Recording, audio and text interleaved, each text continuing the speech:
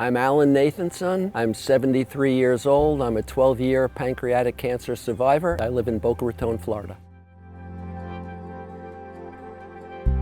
I was having stomach and back pain. We went to the emergency room. I was afraid that they were going to say, you have a stomach ache, this is for emergencies. But they saw the jaundice, they did an endoscopy and found a tumor. I never thought for 1 second that I had cancer. So it was quite a shock when they told me I did. A friend of mine, right at the beginning, said, somebody's got to be in that 5% that survives. Why shouldn't it be you? So I never believed that I was going to die. You know, I've always been an optimist and a positive person because it feels better.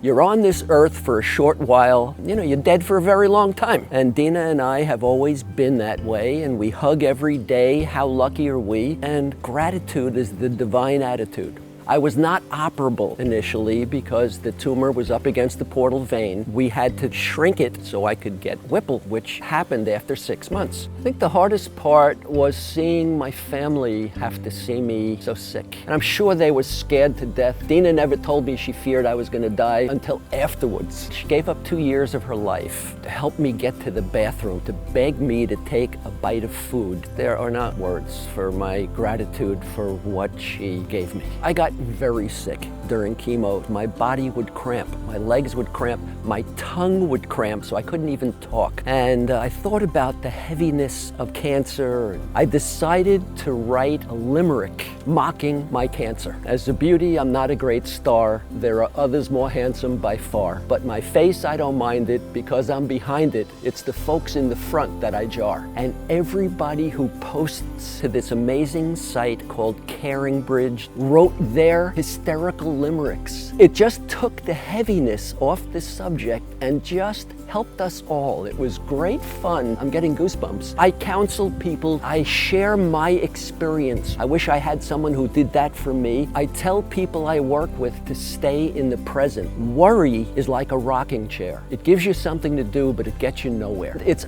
unbelievably fulfilling for me to serve this purpose. And if you would have told me when I was a competitive business person in New York that someday I would be working with cancer patients, I would have said, you're out of your mind. So you never know where life is going to bring you. I'm so glad to have evolved to be that person. Some people never get there. Some people get there when they're in their 20s. It took me till I was in my 60s, and I'm glad it happened. Cancer ended up being a gift that opened my heart in a way I never could have dreamt. That's the most rewarding part.